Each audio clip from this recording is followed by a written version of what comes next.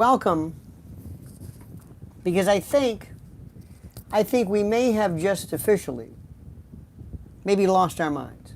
Maybe we are seeing the greatest conspiracy theory ever, where Donald Trump conspired with the world to make us look like a bunch of goddamn fools over Pube Doodles. That's right, Pube Doodles, ladies and gentlemen. Pube Doodles. We're actually spending time discussing Pube Doodles. Allegedly, stories, pictures, photos that he drew showing pubic hair, the name Donald written as pubic hair in, I don't know what. It is brilliant. It is so up. I don't want to be crude, but it is, we are being played for idiots. There is nothing like it. Fred Haddad, you said yuck. You're a grown man. This is the story. I'm a prosecutor by training. I saw horrible murder pictures of people whose bodies decomposed, left tossed in fields. Pube Doodles, yuck, not even on my radar. Does anybody believe this story? If you do believe this story, what is the relevance? What is the relevance? Somebody tell me. Welcome, everybody. Welcome. What's your take on this? What's your first take? It's still, I don't even know. Look, I thought the hookers in Moscow was a story, which I don't even understand that one. 2 hookers he spent money on to relieve themselves on the percales of a bed in Russia. Does that make any sense to you whatsoever? Does it? Does that make any sense? Why would he wants to do what? Not pee on me, pardon me, pee on the bed, be a pita bed, as they say in the hood. Undonism, urolagnia. Does that make any sense to you? Does this make any, does this make, I don't even understand that one. Okay, fine. Everything was fine until Pam Bondi opened her big mouth, or was ordered to open her big mouth, regarding a story nobody cared about. Nobody cared about this. Nobody. It didn't make any sense. So now we're talking about whether this, why don't they put the picture of the doodle, if it even matters? Put the picture of the doodle, if it even matters. And did you hear the story about how he it's so weird. He wrote this thing, but with his name, he doodled the name Donald in pubic hair. Okay, Fred, you can say yuck again. I'll give you 3 yucks and then that's it. We're grown men, Fred.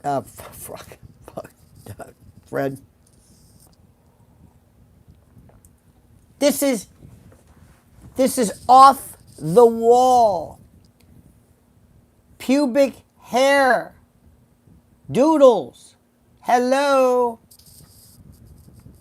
Gaza is on fire. Iran, Gaza, Israel, the Middle East. Hezbollah is going to be joining in soon. Yemen, Houthis, and we're talking about Pube Doodles. Pube Doodles. Enigmas. Are you following this? No. I've been getting into this and deeply discussing the interstitial aspects of this lunacy. It is beyond anything I have ever seen. And I'm looking at this, I'm thinking, are we being played? Are we, do you think, being played? Are we being played? Do you think this is the greatest? they're just having fun with us? Do you think they're just doing this just for... I don't understand. Tell me what this is. Give me one word what this is. Tell me what this word is.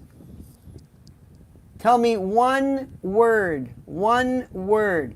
One word. Tell me one word. One word. What word do you have? What word? What word best describes this? I'm dead serious. What is this? What is this? I don't even know what it's called. What are we talking about? The world's on the verge of World War III, as has been discussed, and we're talking about a letter that was what? A letter that was sent maybe to... I don't even know what to say. I don't know what to call it. I don't know what to call it. Do you believe this is going to have any effect on anything? Do you think after what we've been through, does this I believe destroys the Epstein issue because it's so stupid. It is mindless, beyond the realm of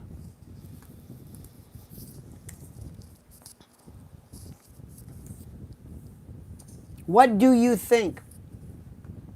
Use your head. What is going to be the end of this? What will be the result of this? What will happen regarding this particular matter? What? What do you think will happen? It's very, very important, very, very critical. What do you think ultimately is going to happen regarding Epstein? How will this affect Pam Bondi? How will this affect anybody else? How will this affect anybody watching this right now? That's serious, my friends. And I need a concise answer. Nothing quick, pithy, nothing glyph-like. What will be the result of this? Trump's abusive temper tantrum is going to affect midterms. Who believes that midterms are going to be affected by Trump's, this is a good question, Fred, Trump's midterms? Not I. He's had midterms his whole life. You're not thinking. You're saying what everybody else, you think that just because something new has happened, it's going to translate into midterms? Midterms? Here's the question. How far away are midterm elections? How many days? Okay, think about this. Midterm elections, as we speak, are roughly, let me see this, I'm getting a number here. Midterm elections are, come on. Jesus, this is slow. Boy, this one, guys. Okay, it is 473 days. November the 3rd, 2026. 2026. Who honestly believes this, out of everything Trump has done, good or bad, how many of you believe this is going to actually affect Trump negatively 473 days from now? Because of this. Nothing else. Nothing that he's done, not his accomplishments, not his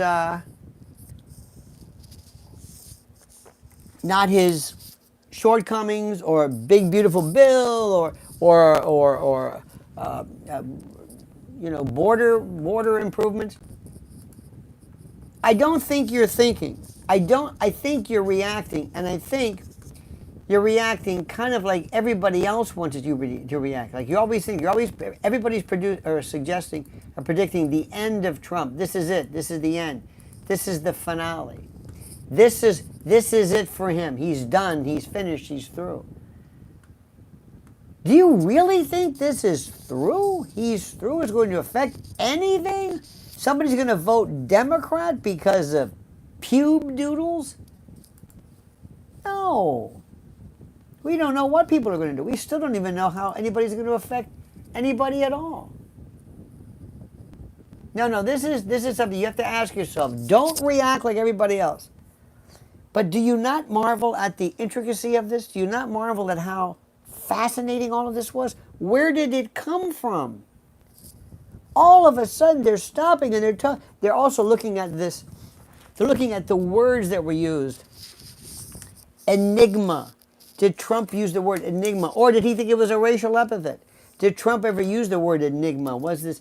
They're actually using cryptographic analyses and software to determine the, I guess you would call it, to determine the provenance of this. Does that make any sense? We're actually doing this. July 16th at the Cutting Room tomorrow night. This is going to be wall to wall. This is going to be wall to wall. Among other things. Oh, I'm going to go nuts. Your thoughts are interesting. I'll be here, but okay, Trump's playing laser tag again. Yep, very good, Christine. I like that. Nope, forgotten by Tuesday. James, I'm with you. Lionel, he knows it, which is why he's trying to cancel the midterms. He's trying to cancel the midterms. Tenya, how is he going to cancel the midterms? People are stupid. He'll be fine. The painter was right. How is he going to cancel them? There are speeches with Trump using the word enigma. Yes, I know that. Listen to what we're doing. We are getting into these ridiculous, this needlessly punctilious lunacy as to words trying to determine the authenticity or the provenance of these allegations. Do these pattern after his way of thinking? Are they indeed the words of Donald Trump? Can you believe we as adults are spending our time going through and asking whether these words were used? Does this make any sense to you? Are you kidding me? Do you really, honestly, truly, actually, seriously, really, honestly believe that you are spending this much time reviewing the provenance and the authenticity of Pube Doodles? And do you think pubes were enough in the, dare I say, the inguinal art form real estate at the time? Weren't they pretty much scotched by virtue of the Brazilian wax? Meaning, doesn't that make you think, I don't know whether this is true or not? I don't want to be too specific, but I'm a detective by nature. And I look at all clues. I look at everything. I look at everything there is.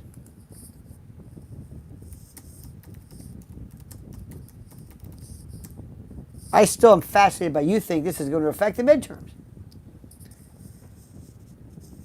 This is going to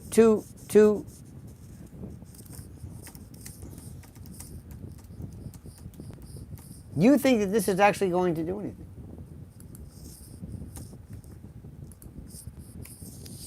How are the Democrats doing? I'm not asking you whether you like them. How are they doing? How? How are they playing this? How are they parlaying this? What are they doing? I'm not seeing any... I don't see them reacting to this. I mean, there's no real... Like, Trump's not... They're not laying a glove on him. There's nothing there. It's mindless. Trump loves this stuff. And people in the business love it because it's just easy to understand.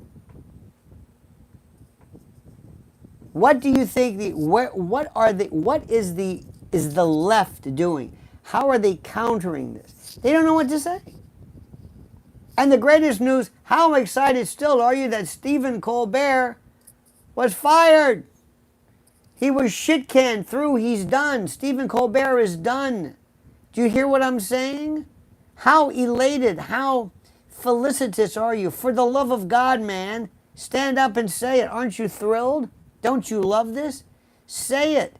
Say it loud. Say it proud. They got rid of this jerk off. It's exactly what he is.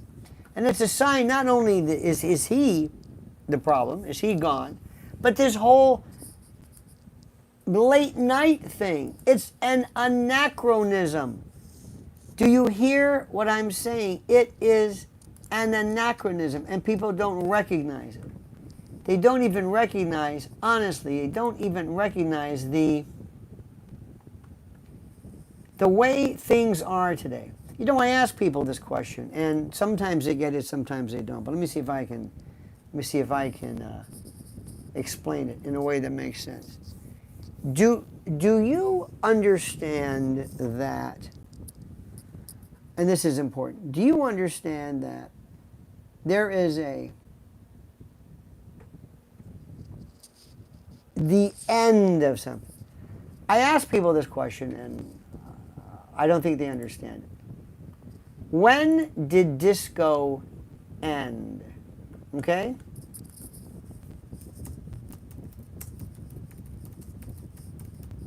When did disco end? What was the last song? What was the last record played? What was the last hit? When was it? When was that last hit? I don't know.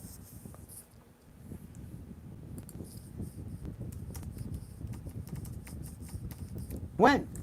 Was it a Tuesday, a Wednesday, a Friday? Was it with Last Dance? Was it Casey the Sunshine Band? Was it Saturday Night Fever? What is it?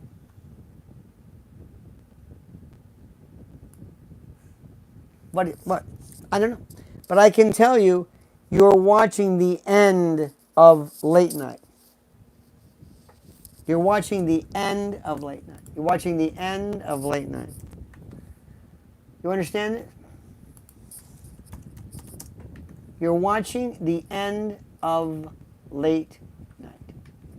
And what you're seeing right now is something which is even more important. You're seeing an end, dare I say, of, I hate to say this, comedy that is mean, a mean comedy, a strange comedy, a comedy of folks who, how do I say this? Fred Haddad, by the way, sent 10 Lionel Legal gift membership. Freddie, thank you, my friend. You're seeing the end of something which is very important. You're seeing the end of an era, of a style, of an entertainment landscape. You're seeing the end of something that for many of us in our generation, we just assumed would always be there. We just recognize the fact that there are these things called, late night, and that's it, and they're great, and they're terrific, and that's about it. Well, that's not the way it works. That's not the way it works. What's interesting to note and what they don't understand is that, you see, late night was this thing that sort of, it was there, it started years ago, Jack Parr, Steve Allen, it was this wonderful thing which veered. TV was still kind of sort of serious, but it was the variety show, and it gave a lot of things. It was really important. It was really, really critical. It was really important, and it showed people that it was just different. Jack Parr was one of my heroes, if not my hero. I think he was the most fascinating when it came to doing what he did. He just kind of let things go, but only he could do it. Not everybody can let things they don't, or let things go. It's different. Anyway, make a long story short, he was something which was terrific. Steve Allen, Johnny Carson. Johnny Carson, I like Johnny Carson. I liked him then, but I think, believe it or not, I think in many respects we are probably,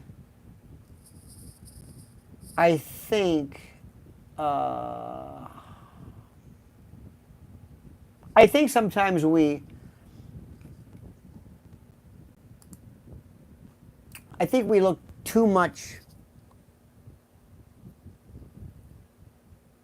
I think we tend to think that everybody thinks the way we do. We always believe the late night will be here. Anyway, it's going down. The budgets aren't there. Sherry Redstone trying to dump this is also very critical. And, you know, they can argue all they want. I think Jimmy Kimmel jumped in and you know, you don't, there's one thing people in the business know. It's about shows being canceled. Shows get canceled. Shows cancel or shows end. There's just this thing that people know. Shows cancel and shows end. And there's nothing you can do about it. So in this particular case, in this instance, what it means is it ended the trajectory, but also he was the last of the mean-spirited comedians that did not make us feel at home, that did not make us feel good, that didn't make us feel happy. It was mean, it was nasty. And that's what he was about. That's what he was about. So my good and my great friends, I want to thank you. Fred Haddad, thank you for your gift memberships, all of you. Stay tuned to Lionel Legal, this one. At 3 p.m., we're going to be jumping over to Lionel Nation to do another live. I want to invite you there as well. Join us. But make sure you're a part of this. I'm focusing more on legal matters per se versus politico-legal matters. Thank you for being with us. Use your head and think. Think about my question. Think about answering the question. And know how you are loved, because you are so beautiful to me. Can't you see? You are so beautiful to me. You are loved. You are respected. And more importantly, you are appreciated. And I thank you. All right, dear friends, have a great and glorious day. Your new best friend, Uncle Lenny, signing out. Remember, tomorrow night, Cutting Room, July 19th. Tickets available. Look at the description section of this. And comment, dear friends. Comment as you see fit.